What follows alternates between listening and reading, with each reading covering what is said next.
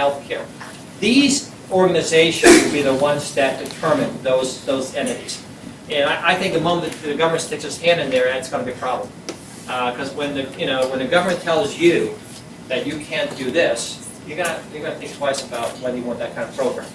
But you'll be okay with a community rated system, a community that basically says, look, you've got to be able to come in here and help us monitor this Holter monitor that you have that looks at your heart arrhythmias so that we can give you the right medication. And if you don't, your premium's going to go up. We will change our behavior. We are economic animals. We really are, and we can change our behavior based on the economics of what we deal with. That's the reality of life. For the majority of us, not everyone, but for the majority of us. I have a question.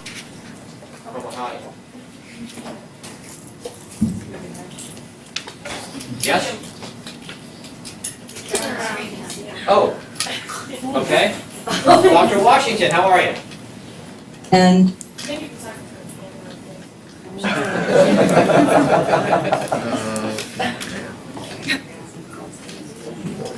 I know my hearing's going bad. I don't.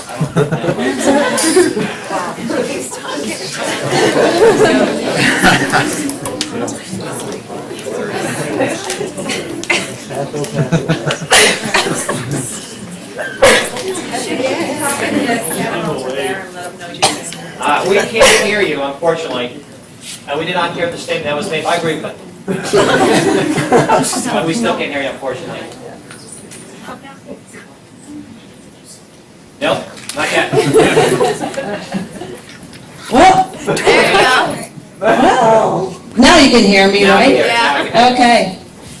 The question I have is what's different about today and this discussion of who takes responsibility for health care that's similar to discussions I had all the time in the early 1970s when I was in nursing school, and then I went on to be a PA, but health maintenance organizations were supposed to be part of the solution to containing healthcare costs, and they really have shown themselves to be ineffective at that.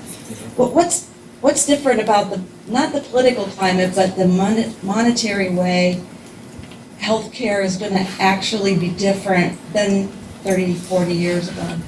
Yeah, and that's really a good question because in other words, what's changed over the last 3 decades, other than the fact that I've lost a lot of hair? The reality is the economics of how much we're spending on healthcare. We're now getting not only the government, we're getting companies like mine. I spent $70 million last year on my healthcare for my associates, my employees. We're getting the insurance companies. We're getting folks that are paying these outrageous premiums when they're self-employed. I think there was a movie that way back when in the 70s called Network, where basically the guy sticks his head out the window and says, I can't take it anymore. And I think we're there. I think that we've reached that plateau that says, I'm not going to take it anymore. The system's broke, it's too expensive, we're going to fix it.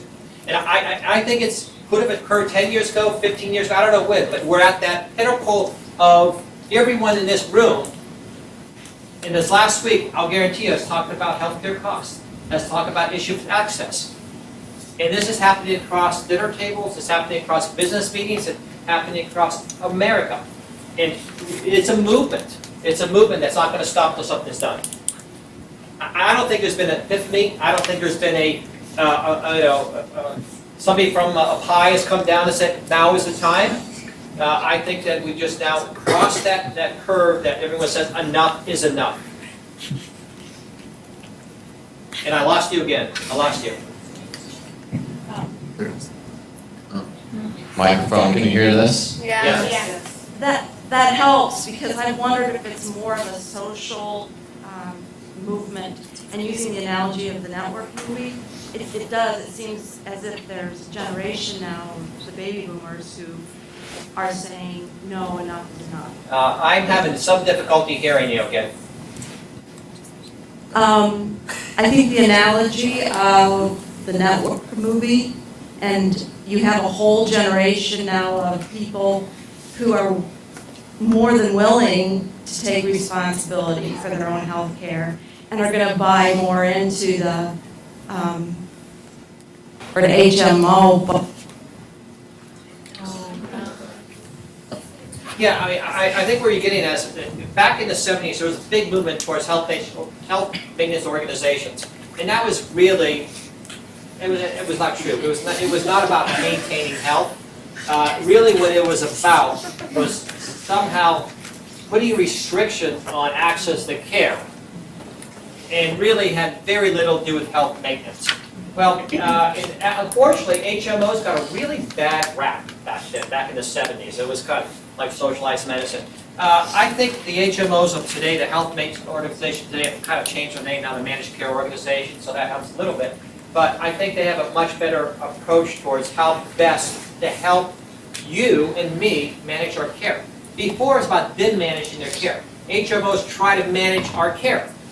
And until we put responsibility back in the hands of the individual and surround that individual with an appropriate business model, which means that I may never see a doctor until I'm really sick, I'm okay with that. I'm okay with that. That's what we need to do.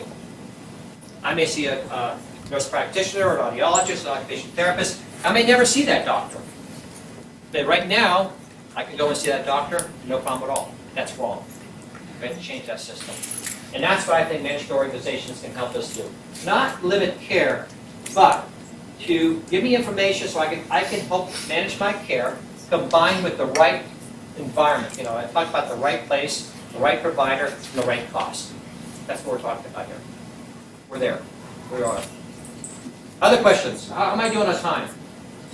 Kate, who is a time Nazi, says it's time to give up. One last question. Anyone? Young lady here. What do you think about the role of patient care advocates and what they might do to insurance or the insurance rates for the health system? The question is the role of patient care advocates. I do think we will see a proliferation of patient care advocates. There will be some good, some bad. You know, whenever there's a need, it's quickly gets, if you will, absorbed with providers, particularly when the economics are there. But we will need patient care advocates as we move towards this patient-centeredness. You know, back to health educators, patient care advocates, we've got to help us. We've got to help us for the next probably 5 to 10 years. I think it's going to be a generation of helping us understand how to do this. And it will probably be your children that really know how to do it. We're going to need help. You know, I'm going to need help, you're going to need help. But I think our children, my grandchildren, my little granddaughter with their little iPod or their little iPhone will be able to go on the app and say, you know what? God, I'm glad I got those pretzels instead of chips, because look how much I can save in calories. She has pretzels instead of chips, by the way. So I think that's going to happen. I really do. And it will. It will happen. Look, when my first year of college, I had a slide ruler. Anyone remember what a slide ruler was? Yeah, okay, we got some folks there. A slide ruler, they had a calculator. A computer? What the heck was that? And that's only been a generation, folks. We can do it. We really can. But here, this is where it's going to happen. Don't think that you can't make a difference. You know, I'm very fortunate. I am one individual, and I lead one of the largest healthcare organizations in this country, soon to be international. Trust me, I will bet 99.9% of you are brighter than I am. It's perseverance and understanding that I felt I could make a difference in the lives of those who care for the lives of others. So, as you go about your day, don't ever forget that, please. Don't ever forget that. Be perseverant in terms of what you find and your passions. Make it happen. And those who touch those patients, it's a gift, folks. It's a real gift.